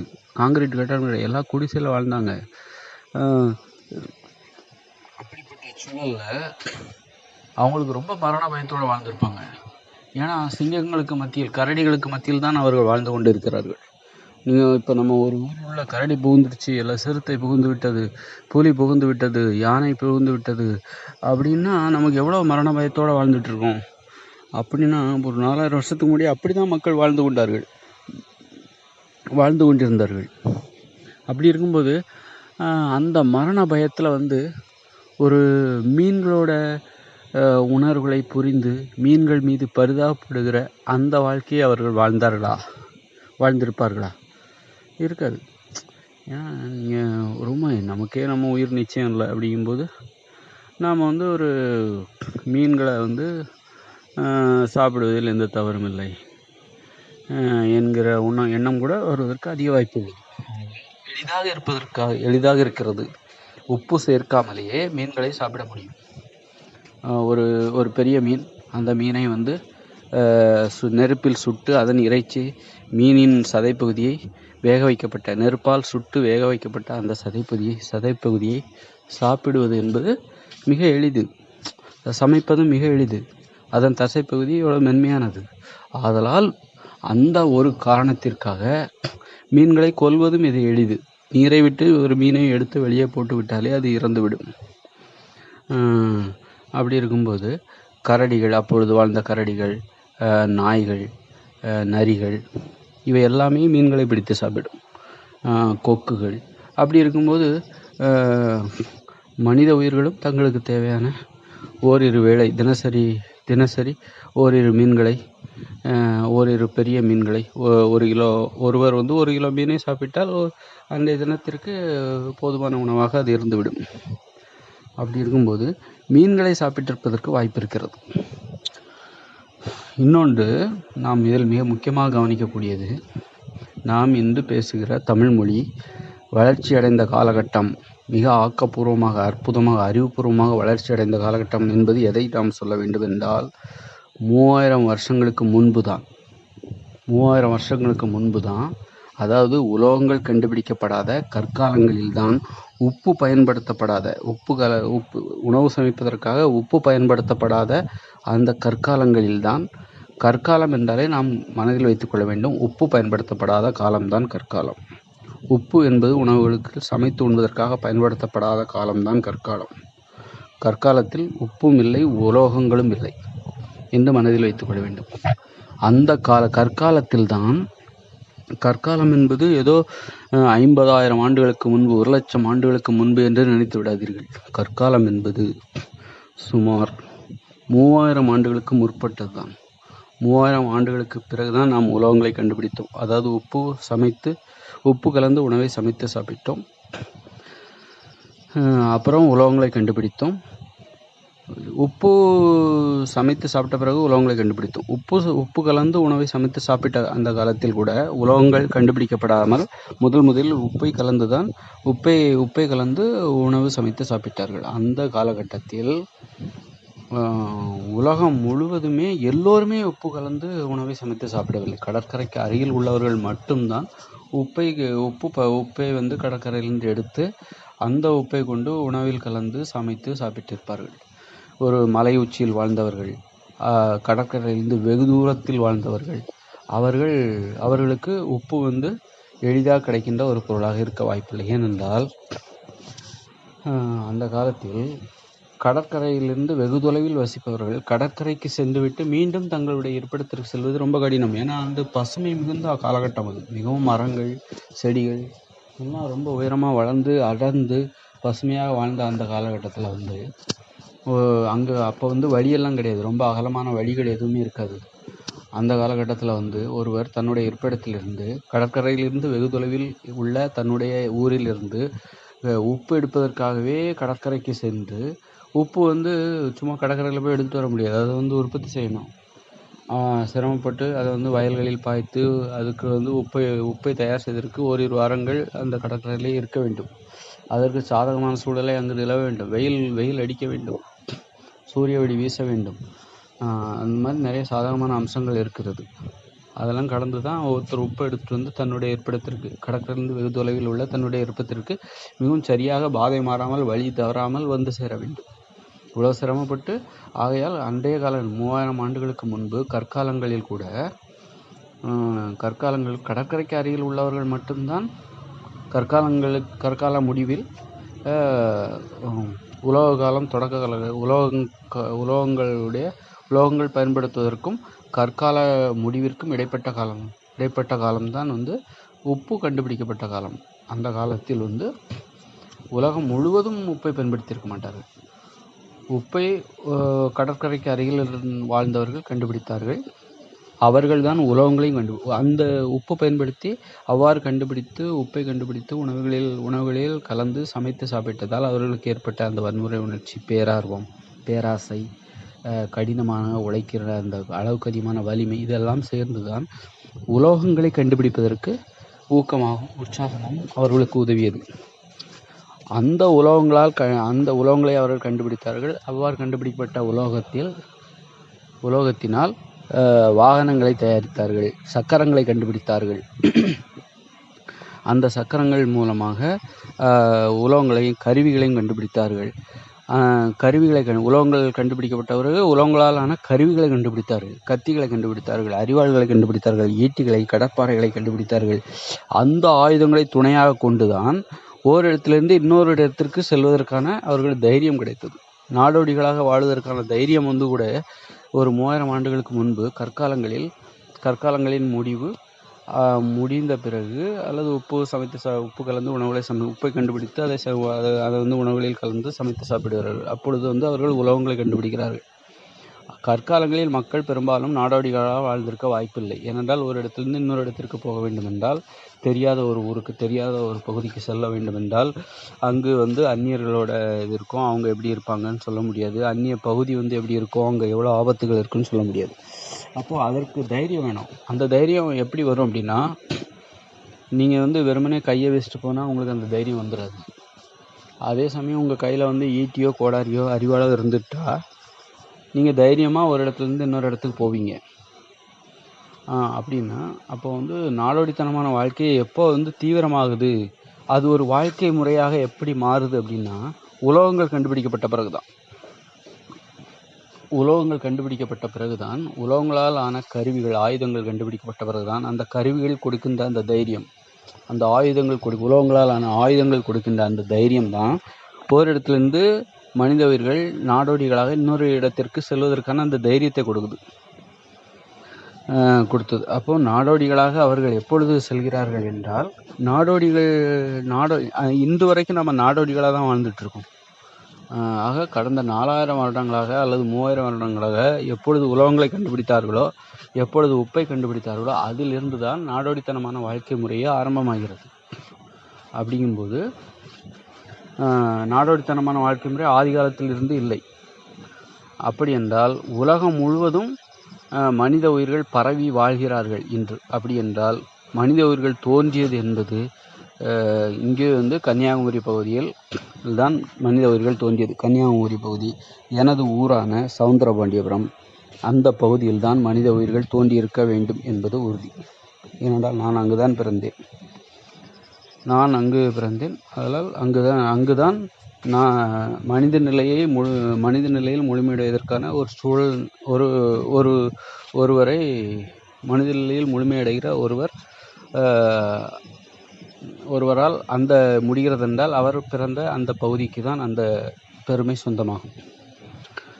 அப்படின்போது அப்போது வந்து இந்தியாவில் தான் வந்து அங்கிருந்து அந்த கன்னியாகுமரிக்கு பகுதியின் திருநெல்வேலி மாவட்டம், கன்னியாகுமரி மாவட்டத்தின் எல்லைப்பகுதி, இதற்கு இடைப்பட்ட எங்கள் ஊரில் அந்த பகுதி, அங்குதான் வந்து மனித உயிர்கள் தோன்றிய பகுதி. அந்த பிறப்பிடத்தை மையமாக கொண்டு மனித உயிர்கள் பல்கி பெருகி இந்தியா முழுவதும் ஆக்கிரமித்து வாழ்ந்திருந்திருப்பார்கள். உலோகங்கள் கண்டுபிடிக்கப்பட்ட பிறகு கடந்த 3000 ஆண்டுகளாக அவர்கள் வந்து ஒரு நாடோடித்தனமான வாழ்க்கை முறைக்கு தயாராகிறார்கள். உலகம் முழுவதும் பரவுகிறார்கள். ஆக வந்து ஒரு 10,000 வருஷத்துக்கு, ஒரு 4000 வருஷத்துக்கு பிறகுதான் மனித உயிர்கள் உலகம் முழுவதும் பரவி ஒரு நாடோடித்தனமாக ஒரு இடத்துலேருந்து இன்னொரு இடத்திற்கு செல்வதற்கு முயற்சி செய்கிறார்கள். ஒரு 10,000 வருஷத்துக்கு முன்னாடி ஒருவேளை ஆப்பிரிக்காவில் அங்கே மனித உயிர்கள் யாருமே இல்லாமல் இருந்திருக்கலாம். ஒரு 10,000 வருஷத்துக்கு முன்னாடி ஐரோப்பாவில் மனித உயிர்களாக யாருமே இல்லாமல் இருந்திருக்கலாம். அங்கே விலங்குகள் இருந்திருக்கும், கொடிய விலங்குகள், மிருகங்கள் எல்லாம் இருந்திருக்கும், அங்கே குரங்குகள் இருந்திருக்கும். ஆனால் மனித உயிர்கள் அங்கே இருந்திருக்க வாய்ப்புகள் இல்லை என்று தான் சொல்ல வேண்டும். ஏனென்றால் மனித உயிர்கள் உலகம் முழுவதும் எங்கிருந்து பரவுகிறார்கள் என்றால், தமிழ்நாட்டைச் சேர்ந்த திருநெல்வேலி பகுதியைச் சேர்ந்த எனது சொந்த ஊரான சவுந்தரபாண்டியபுரத்தை மையமாக கொண்டு அங்கிருந்து தான் மனித உயிர்கள் பிறப்பிடம். அந்த இடத்திலிருந்து தான் புறப்படுகிறார்கள் என்றால், ஆதி காலத்தில் குரங்கிலிருந்து ஒரு லட்சம் வருடங்களுக்கு முன்பு அப்படி பல்கி பெருகி அங்கிருந்து பிறந்து பல்கி பெருகி மெதுவாக இந்தியா முழுவதும் அவர்கள் பயணித்திருப்பார்கள். நிலப்பகுதி வழியாக அவர்கள் பயணித்து ஒரு இந்தியாவில் மட்டும் என்று சொல்லிவிட முடியாது, நிலப்பகுதியோடு தொடர்புடைய ஒரு நடந்தே செல்லக்கூடிய பகுதிகளுக்கு, இந்தியாவிற்கும் ஒரு நிலப்பகுதியோடு இன்னொரு நாட்டிற்கு பயணிப்பதற்கான வாய்ப்புள்ள ஒரு பகுதிகளுக்கு மனித உயிர்கள் பயணித்திருப்பார்கள். ஒரு 10,000 வருஷத்துக்கு முன்னாடி வந்து உலகின் எல்லா பகுதியிலும் மனித உயிர்கள் வாழ்ந்திருப்பதற்கு வாய்ப்புகள் மிகவும் குறைவு. ஒரு ஐரோப்பாவில் மனித உயிர்களாக யாருமே இருந்திருக்க வாய்ப்புகள் இல்லாமல் இருந்திருக்கலாம். அதனால் தான் பாருங்கள் வந்து ஐரோப்பாவில் பார்த்திங்கன்னா மக்கள் தொகை மிக குறைவாக இருப்பதற்கு அது ஒரு காரணமாக இருக்கலாம். தென் அமெரிக்காவில், ஆப்பிரிக்காவில் ஒரு 10,000 வருஷத்துக்கு முன்னாடி மனித உயிர்கள் இல்லாமல் இருந்திருக்கலாம். எப்போ மனித உயிர்கள் அங்கெல்லாம் போய் குடியேற்றினார்கள் என்றால், உலோகங்களை எப்பொழுது கண்டுபிடித்தார்களோ, 4000 வருஷத்துக்கு 3000 வருஷத்துக்கு முன்னாடி தான் உலோகங்களை கண்டுபிடிச்சாங்க. அப்போ தான் வந்து மனிதவர்கள் ஆயுதங்களை, வாகனங்களை, கருவிகளை கண்டுபிடிக்கிறார்கள். அதன் உதவியோடு தைரியமாக பயணிக்கிறார்கள். ஒரு கல்லோ மரக்கிளைகளையோ ஒரு ஆயுதங்களாக கொண்டு ஒரு இடத்துலேருந்து நீங்கள் இன்னொரு இடத்திற்கு செல்வது மிகவும் கடினம், மிகவும் அச்சுறுத்தலாக இருக்கும். இன்னொரு அந்நிய விலங்குகள் அப்படின்னா, இப்போ வந்து ஒரு இந்தியாவிலிருந்து, தமிழ்நாட்டிலிருந்து தான் மனித உயிர்கள் உலகின் பல்வேறு இடங்களுக்கு பரவுகிறார்கள் என்றால், அப்போ எப்படி இருக்கும் அப்படின்னா, பரவுகிறார்கள் என்றால் அப்பொழுது எப்படி இருக்கும் என்றால், உலகத்தின் பல்வேறு இடங்களில் மனித உயிர்களே இல்லை. ஐரோப்பாவில் இல்லை மனித உயிர்களே இல்லை, ஆப்பிரிக்காவில் இல்லை மனித உயிர்களே இல்லை, தென் அமெரிக்காவில் இல்லை, அங்கெல்லாம் மனித உயிர்களே இல்லை என்கிற நிலையில், ஆசிய கண்டத்தில் இந்தியாவோடு தொடர்புடைய ஓரிரு நாடுகளில் மட்டும்தான் மனித உயிர்கள் தங்கள் வாழ்க்கையை விரிவுபடுத்தியிருக்கிறார்கள், தங்களது பயணத்தை விரிவுபடுத்தியிருக்கிறார்கள். எப்பொழுது உலோகங்கள் கண்டுபிடிக்கப்பட்டதோ அப்பொழுது கடந்த 4000 வருடங்களுக்கு முன்பாக, கடந்த 3000 வருடங்களுக்கு முன்பாக அவர்களுடைய பயணம் தைரியமாக ஆரம்பிக்கிறது, பேராசைகளோடு ஆரம்பிக்கிறது. கையில் வந்து ஆயுதங்களும் வச்சுருக்காங்க, அதே நேரத்தில் அவர்களுக்கு பேராசைகளும் இருக்கிறது. பேராசைகளோடு பயணிக்கிறார்கள். எங்கே? உலகின் பல்வேறு இடங்களுக்கு, ஐரோப்பாவிற்கு, ஆப்பிரிக்காவிற்கு பயணிக்கிறார்கள் பேராசைகளோடு, ஆயுதங்களை கையில் வைத்து கொண்டு. ஏன்னா வந்து இன்றைக்கி நீங்கள் வந்து ஒரு இங்கேருந்து ஒரு இந்தியாவிலேருந்து பாகிஸ்தானுக்கு போனால், அங்கே பாகிஸ்தானில் வசிக்கிற ஒரு மனித உயிர்கள் மக்கள் வந்து நமக்கு தடையாக இருப்பாங்க. எங்கள் நாட்டு எல்லைக்கு ஏன் வரீங்க? அங்கேருந்து நீங்கள் வந்து ரஷ்யாவுக்கு போனீங்கன்னா அங்கே மக்கள் அங்கே இருப்பாங்க, ஆட்கள் உங்களை விட மாட்டாங்க. ஆனால் ஒரு 4000 வருஷத்துக்கு முன்னாடி உங்களுக்கு வந்து ஒரு ஆப்பிரிக்காவிலையோ, ஒரு தென் அமெரிக்காவிலையோ, ஒரு ஐரோப்பாவிலையோ அங்கே மனித உயிர்களே வாழ்ந்திருக்க மாட்டாங்க. அப்படிங்கும்போது அங்கே வந்து உங்களுக்கு எதிரிகளே யாருமே இல்லை, நீங்கள் தைரியமாக போகலாம். உங்களுக்கு எதிரிகள்ங்கிறது வேறு ஒன்றுமே இல்லை, அங்கே இருக்கிற மிருகங்களும் விலங்குகளும் பாம்புகள், இவைகள் தான் வந்து இயற்கை. அப்புறம் வந்து அங்கே நிலவுற குளிர், இதெல்லாம் தான் எதிரிகள். அப்படிங்கும்போது அதனை எதிர்கொள்வது எளிது தானே. மனித உயிர்களுக்கு என்றுமே மிகவும் அச்சுறுத்தலாக இருப்பது மிருகங்கள், விலங்குகள் என்பதை கடந்து மனித உயிர்கள் தான் மிகவும் அச்சுறுத்தலாக இருப்பவர்கள். அதுவும் அந்நியர்கள், உங்களுக்கு உறவினர்களாக உள்ள மனித உயிர்கள், நண்பர்களாக, உறவினர்களாக, குடும்பத்தினர், இவரெல்லாம் தெரிந்தவர்களாகிவிட்டால் அவர்களை பற்றி நாம் அச்சம் கொள்ள தேவையில்லை. அந்நியர்களாக இருந்தால் அந்நியர்களாக இருந்தால் அவர்கள் மீது நாம் அச்சப்பட வேண்டும். அவர்கள் வந்து ஒரு மிருகங்களை விட மோசமானவர்களாக இருப்பார்கள். உறவுமுறை ஏற்பட்டால்தான் அவர்கள் நமக்கு நண்பர்களாக முடியும். அப்படி இருக்கும்போது ஒரு 4000 வருஷத்துக்கு முன்னாடி என்ன ஆகுது அப்படின்னா, ஒரு இந்தியாவை தாண்டி, இந்தியாவோடு இன்னொரு தொடர்புடைய ஒரு ஆப்கானிஸ்தான், இதெல்லாம் தாண்டி உலகத்தில் ஐரோப்பாவிலேயோ ஆப்பிரிக்காவிலேயோ மக்கள் வாழவே இல்லை. நான் சொல்கிறது 4000 வருஷங்கிறது வேணால் ஒரு 5000 வருஷமாக கூட வச்சுக்கலாம். நீங்கள் ஐரோப்பாவிலாம் மக்கள் வாழவே இல்லை. இன்றைக்கி கூட அவங்க மக்கள் தொகை குறைவாக தான் இருக்கிறாங்க. ஏன்னா அது வந்து வாழ்வதற்கான சாத்தியக்கூறுகள் கூட அங்கே வந்து இயற்கையோட குளிர் இதெல்லாம் ரொம்ப கடுமையாக இருக்கும் வாழ்வதற்கு. ஆப்பிரிக்கா வந்து ஆசியாவிலேருந்து, அது இந்தியாவிலேருந்து, தமிழ்நாட்டிலிருந்து வெகு தொலைவில் இருக்கிறது. அங்கு வாழ்வதற்கான சாத்தியக்கூறுகள் இருக்குது, எளிதாக வாழலாம். இந்தியாவை போன்று, தமிழ்நாட்டை போன்று எளிதாக வாழ்வதற்கான இருப்பிடங்கள் அங்கு உள்ளது. இருப்பினும் அது மிக தொலைவில் உள்ளது. ஆதலால் அங்கும் மனித உயிர்கள் வாழ்ந்திருப்பதற்கு வாய்ப்புகளே இல்லை. எப்பொழுது இவர்கள் உப்பினை சமைத்து சாப்பிட்டதால் உலோகங்களை கண்டுபிடித்தார்களோ அவர்களுக்கு பேராசைகள் தோன்றியது. உப்பு கலந்து உணவுகளை சமைத்து சாப்பிட்டதால் அவர்களுக்கு பேராசைகள் தோன்றியது. பேராசைகள் ஏற்பட்டதால் அவர்கள் பேரார்வம், பெரிய கனவுகள், மிகப்பெரிய வலிமை ஏற்பட்டது. அந்த உடலில் வலிமையோடு அவர்கள் வந்து நாடோடிகளாக உலகின் பல்வேறு இடங்களுக்கு கையில் ஆயுதங்களோடு தைரியமாக புறப்பட்டார்கள். அப்படி புறப்படும் போது பயணிக்கிறார்கள். ஒரு இடத்திலிருந்து இன்னொரு இடத்திற்கு செல்வதற்கு மிகவும் ஆர்வமாக இருக்கிறார்கள், வேகமாக இருக்கிறார்கள். அப்பொழுது அவர்களுக்கு வந்து ஒரு வாகனம் தேவைப்படுகிறது. வாகனம் என்பது ஒரு தேவை, கண்டுபிடிப்பு அல்ல. கண்டுபிடிப்புகள் அத்தனையுமே தேவையை அடிப்படையாக கொண்டது. சரி, நாம் வந்து இன்னொரு இடத்துக்கு செல்வதற்கு வந்து ஒரு வாகனங்கள் மிகவும் உதவியாக இருக்குமே. சுமைகளை தூக்கி கொண்டு செல்வதற்கு ஒரு வாகனங்கள் உதவியாக இருக்கும்.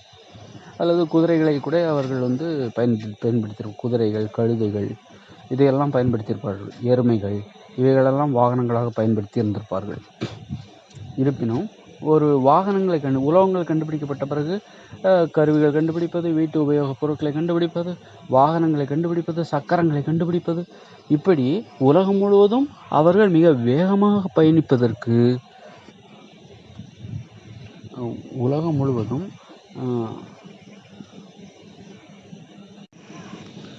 உலகம் முழுவதும் வேகமாக பயணிப்பதற்கு ஒரு தேவைப்பட்டது. ஒரு தேவை, அதாவது சக்கரங்கள் வந்து ஒரு தேவையாக இருந்தது, கடுமையான தேவையாக இருந்தது. அந்த சூழ்நிலையில் தான் சக்கரங்களை கண்டுபிடிக்கிறார்கள். உலோகங்களை கொண்டு ஒரு சக்கரங்களை கண்டுபிடிக்கிறார்கள். உலோகங்கள் இருந்தால்தான் ஒரு மரத்தாலான ஒரு சக்கரத்தை செய்ய முடியும். மரப்பலகைகளை செதுக்கி சீவி அதை வந்து ஒரு சக்கரமாக கண்டுபிடிக்க முடியும். அப்போது உலகம் முழுவதும் பரவுகிறார்கள். எங்கிருந்து? தென் தமிழ்நாட்டிலிருந்து உலகின் பல்வேறு இடங்களுக்கு, ஐரோப்பாவிலிருந்து இந்தியாவை கண்டுபிடித்தவர் வாஸ்கோட காமா அப்படின்னு சொல்கிறாங்களே. இது எவ்வளோ பெரிய பைத்தியக்காரனம் பார்த்தீங்களா? எவ்வளோ பெரிய முட்டாள்தனம், உண்மையை மூடி மறைக்கின்ற எவ்வளோ பெரிய முட்டாள்தனம் பாருங்கள். ஐரோப்பாவை கண்டுபிடிச்சதே இங்கேருந்து போகிறவங்களாக தான் இருப்பாங்க. தென் தமிழ்நாட்டிலிருந்து புறப்பட்டவர்கள் தான் உலகையே கண்டுபிடித்திருப்பார்.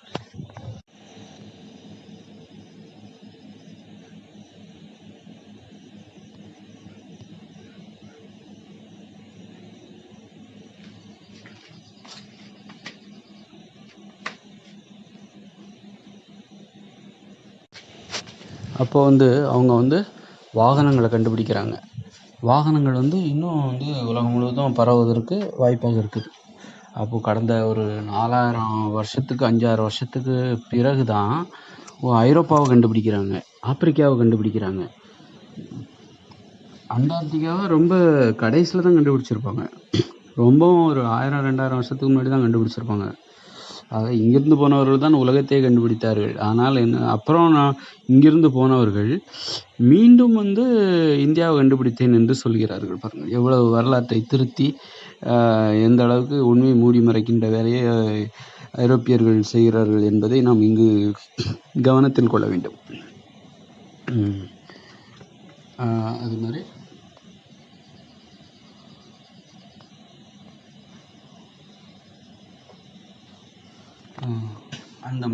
அந்த மாதிரி வரலாறு மாற்றப்பட்டுள்ளது. ஆக எப்பொழுது உலோகங்களை கண்டுபிடித்தார்களோ அப்பொழுதுதான் உலகத்தையே கண்டுபிடித்தார்கள் என்று நாம் எடுத்துக்கொள்ளலாம். எப்பொழுது உப்பு கலந்து உணவுகளை சமைத்து சாப்பிட்டார்களோ அப்பொழுது தான் வந்து அவர்கள் வந்து உலோகங்களை கண்டுபிடிக்கிறார்கள். உலோகங்களானது நாடோடித்தனமான ஒரு வாழ்க்கைக்கு தேவையான துணிவை கொடுக்கிறது. உங்களிடம் ஆயுதங்கள் வந்து விட்டால் நீங்கள் ஒரு இடத்திலிருந்து இன்னொரு இடத்திற்கு சென்று விடுவீர்கள், ஒரு தைரியமாக சென்று விடுவீர்கள். ஆயுதங்கள்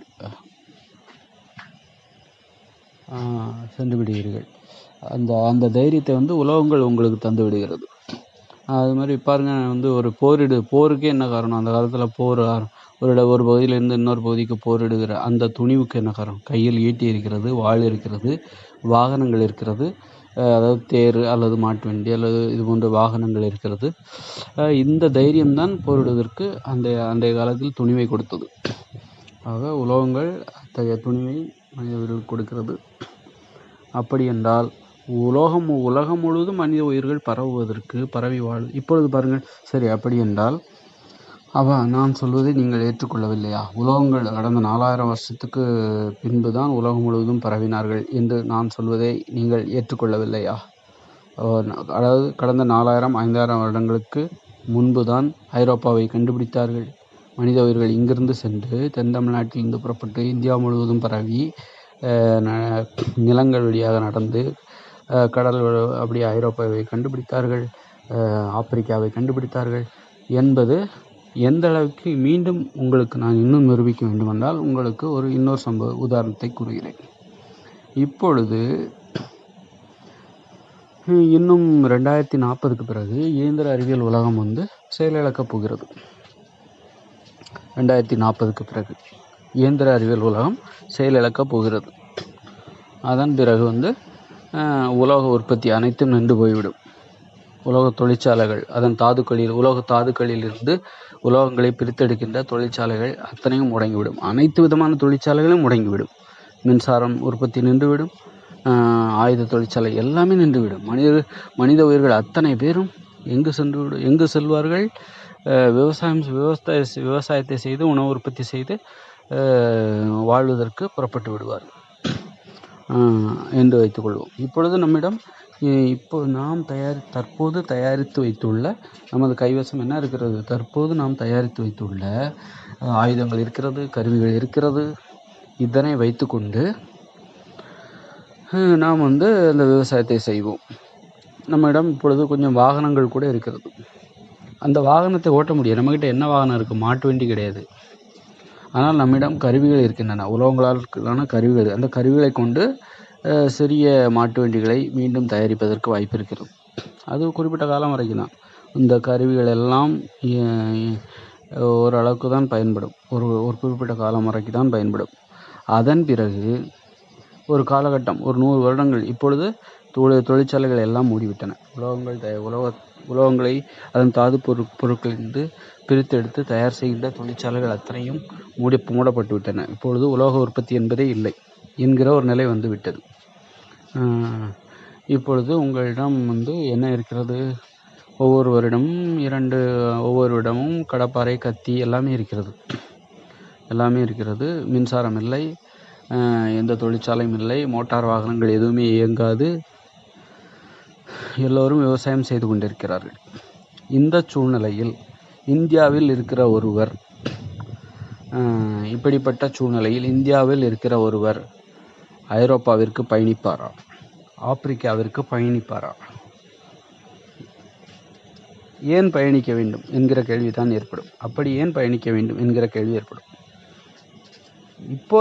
இப்போது இயந்திர அறிவியல் உலகம் செயலிழக்காத தற்போது உள்ள சூழ்நிலையில் ஒருவர் ஆப்பிரிக்காவிற்கு செல்வதற்கு காரணங்கள் இருக்கிறது, வசதிகள் இருக்கிறது, வாய்ப்புகள் இருக்கிறது. இங்கிருந்து இந்தியாவிலிருந்து ஐரோப்பாவிற்கு செல்வதற்கு, அமெரிக்காவுக்கு செல்வதற்கு வசதிகள் இருக்கிறது. எளிதாக செல்வதற்கு வசதிகள் இருக்கிறது, நோக்கங்கள் இருக்கிறது. இந்தியாவில் இருக்கிற ஒருவர் ஏன் அமெரிக்காவுக்கு செல்ல வேண்டும், ஐரோப்பாவிற்கு செல்ல வேண்டும்? அதற்கான நோக்கங்கள் இருக்கிறது. சம்பாதிக்கலாம், பணம் சம்பாதிக்கலாம், ஜாலியாக இருக்கலாம். அதுக்கு விமானங்கள் இருக்கிறது, கப்பல் இருக்குது. அதனால அவர் போகிறாரு. அதனால் அவர் எளிதாக போகிறாரு. பாதுகாப்பு இருக்குது. அங்கே யாரும் அவரை ஒன்றும் செய்ய போகிறதில்ல. அங்குள்ள மக்கள் யாரும் ஏன் இந்தியாவிலேருந்து எங்கள் பகுதிக்கு வந்த அப்படின்னு சொல்லிட்டு அவரை ஒன்றும் அடிக்க போகிறதில்ல, கொல்ல போகிறதில்ல. அதற்கான பாதுகாப்புகள் இருக்கிறது. அதனால் அவர் இங்கே இந்தியாவில் இருக்கிற ஒருவர் ஐரோப்பாவிற்கும் அமெரிக்காவிற்கும் உலகின் எந்த ஒரு பகுதிக்கும் விதிமுறைகளுக்கு உட்பட்டு அவர் தைரியமாக செல்வதற்கு இங்கு வாய்ப்பு. அதே சமயம் 2040க்கு பிறகு தற்போது உள்ள இயந்திர அறிவியல் உலகம் முற்றிலும் செயலிழந்து விட்ட சூழலில், தொழிற்சாலைகள் அனைத்தும் நின்றுவிட்ட சூழலில், மின்சார உற்பத்தி எதுவுமே இல்லை, மின்சாரமே இல்லை இந்த உலகத்தில். மோட்டார் வாகனங்களுக்கு தேவையான மூலப்பொருட்களே கிடைக்காது. அதனால் மோட்டார் வாகனங்களே இல்லை, மாட்டு வண்டிகள் கூட இல்லை. அப்படிப்பட்ட சூழ்நிலையில் மக்கள் என்ன செய்வார்கள்? அவர்களுக்கு எது தேவை? அதை நோக்கி தான் போவார்கள். உணவு தான் தேவை, விவசாய நிலங்கள் தான் தேவை. அந்த விவசாயத்தை செய்ய ஆரம்பிச்சிருவாங்க. உலகம் முழுக்க இருக்கிற அத்தனை பேரும் தங்கள் பகுதிக்கு அருகில் உள்ள தங்களுக்கு தேவையான விவசாய உள்ள நிலங்களை தேர்ந்தெடுத்து விவசாயம் செய்ய ஆரம்பிச்சிருவாங்க. அப்படி அவங்க விவசாயம் செய்யும்போது அப்படி விவசாயம் செய்கிற மக்களுக்கு இங்கிலாந்துக்கோ, அமெரிக்காவுக்கோ, ஐரோப்பாவுக்கோ, ஆப்பிரிக்காவுக்கோ போகணுங்கிற ஆசை வருமா? அல்லது ஆப்பிரிக்காவில் இருக்கிற ஒருவருக்கு அங்கேயும் மின்சாரம் இருக்காது, எல்லாமே தொழிற்சாலை எல்லாம் மூடப்பட்டு விடும். உலகம் முழுவதுமே தற்போது உள்ள இயந்திர அறிவியல் உலகம் முற்றிலும் செயலிழந்து விடும். அதன் பிறகு அமெரிக்காவில் இருக்கிற ஒருவர் தனது இருப்பிடத்திலிருந்து இன்னொரு நாட்டிற்கோ, அல்லது இந்தியாவில் இருக்கிற ஒருவர் தனது இருப்பிடமான இந்தியாவிலிருந்து இன்னொரு நாட்டிற்கோ, தமிழ்நாட்டில் இருக்கிற ஒருவர் தனது இருப்பிடமான தமிழ்நாட்டிலிருந்து இன்னொரு மாநிலத்திற்கோ, ஆப்பிரிக்காவில் இருக்கிறவர்கள் இந்தியாவுக்கோ, ஒரு இடத்திலிருந்து இன்னொரு இடத்திற்கு ஏன் செல்ல வேண்டும்? நோக்கங்களே இல்லை. எதற்காக செல்ல வேண்டும்?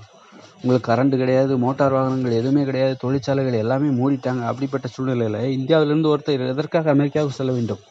இந்தியாவிலிருந்து ஒருவர் எதற்காக ஆப்பிரிக்காவுக்கு செல்ல வேண்டும்? அவர்கள் உறவினர்கள் யாருமே ஆப்பிரிக்காவில் இல்லை. அப்படிங்கும்போது ஆப்பிரிக்காவுக்கு அவர் ஏன் செல்லணும்? ஏன்னா அப்படி போகிறதுக்கும் வாய்ப்பு இல்லை. கடலில் கப்பல் எதுவும் இல்லை, ஒரு விமானம் கிடையாது, எந்த வசதியும் கிடையாது, வாய்ப்புகளும் கிடையாது, பாதுகாப்பும் கிடையாது. நீ போயிட்டு திரும்பி வரவும் முடியாது. என்ன நோக்கத்தில் போ, உனக்கு வழியும் தெரியாது. இப்போ உனக்கு வந்து விமானிக்கு வழி தெரியும். அது வழியை காட்டுறதுக்கு நிறைய சாதனங்கள் இருக்குது. அதனால் ஒருத்தர் ஆப்பிரிக்காவுக்கு இங்கேருந்து போக முடியும். எந்த வாய்ப்புமே இல்லை. விமானங்கள் இல்லை, வாகனங்கள் இல்லை, ஒரு காலில் செருப்பு தொழிற்சாலை கூட போயிடும். அப்படிப்பட்ட சூழ்நிலையில் ஒருத்தர் இங்கேருந்து இந்தியாவிலேருந்து அமெரிக்காவுக்கோ ஆப்பிரிக்காவுக்கோ ஐரோப்பாவுக்கோ போகணுங்கிறதுக்கு என்ன காரணம் இருக்கும்? எப்படி ஒரு வாய்ப்பு இருக்கும்? எப்படி வசதி இருக்கும்? அவருக்கு என்ன நோக்கம் இருக்க முடியும்? நோக்கமும் இருக்க முடியாது, அதுக்கான வாய்ப்புகளும் இல்லை, வசதிகளும் இல்லை, பாதுகாப்பும் கிடையாது. அப்போ நல்லா கவனிச்சிங்கன்னா முற்றிலும் உலோக உற்பத்தி எதுவுமே நின்று விட்டது. தற்போது கைவசம் உள்ள உலோகங்கள் தான் நம்மிடம் இருக்கின்றன. ஓகேவா? இதுதான் நம்மிடம் உள்ள உலோகங்கள். இப்படி இருந்தும் கூட இந்த 2040க்கு பிறகு தற்போதில் உள்ள இயந்திர அறிவியலும் செயலிழந்து விட்ட பிறகு இந்தியாவில் இருக்கின்ற ஒருவர் அமெரிக்காவுக்கு செல்ல வேண்டும், ஆப்பிரிக்காவுக்கு செல்ல வேண்டும் என்கிற எண்ணம், ஆப்பிரிக்கா என்பது ஒன்று இருக்கிறது என்பது அவருக்கு தெரியும், அமெரிக்கா என்று ஒன்று இருக்கிறது என்பது அவருக்கு தெரியும். அப்படி இருக்கிறது என்று தெரிந்தாலும் அவர் ஏன் அமெரிக்காவுக்கு செல்ல விரும்ப மாட்டார்? எதற்காக செல்ல வேண்டும் என்று தான் கேள்வி எழுப்புவார். அப்போ இதுலேருந்தே நம்ம தெரிஞ்சுக்கலாம். ஆனால் அன்னைய காலத்தில் வந்து ஏன் போனாங்க? 3000 வருஷத்துக்கு முன்னாடி தான் வந்து வாகனங்கள் கிடையாது. ஆனால் வந்து அவங்களுக்கு வந்து இந்த 3000 வருஷத்துக்கு முன்னாடி இந்த உலகத்தை பற்றி தெரியாது. அமெரிக்கான்னா ஒன்று இருக்குதா, ஐரோப்பான்னு ஒன்று இருக்குதா, ஆப்பிரிக்கான்னு ஒன்று இருக்குதா? இன்னும் போகிறது வந்து எப்படி போவாங்க அப்படின்னா, இங்கே இந்தியாவிலேருந்து உடனே அமெரிக்காவுக்கு போயிட மாட்டாங்க. இந்தியாவிலேருந்து அப்படியே வந்து ஜம்ப் பண்ணி ரஷ்யாவுக்கு போயிட மாட்டாங்க. இந்தியாவிலேருந்து அப்படி பறந்து விமானம் மூலமாக பறந்து போகிறனால தான் அப்படி. ஆனால் அப்போ வந்து எப்படி நாடோடி ஒரு ஊரிலிருந்து இன்னொரு ஊருக்கு போயிருப்பாங்க. அப்புறம் அந்த ஊர்லேருந்து இன்னொரு ஊருக்கு, ஒரு தலைமுறை ஒரு ஊரில் வாழ்ந்து கொண்டிருப்பார்கள். அதற்கு அவர்களுக்கு அடுத்து வருகிற தலைமுறை அவர்கள் வாழ்ந்த ஊரிலிருந்து இன்னொரு ஊருக்கு போவாங்க. இப்படி தான் வந்து அந்த பயணம். அப்புறம் வாகனங்கள் கண்டுபிடிக்கும் போது ஒரு ஊர்லேருந்து வெகு தொலைவில் உள்ள ஒரு ஊருக்கு சென்று விடுவார்கள்.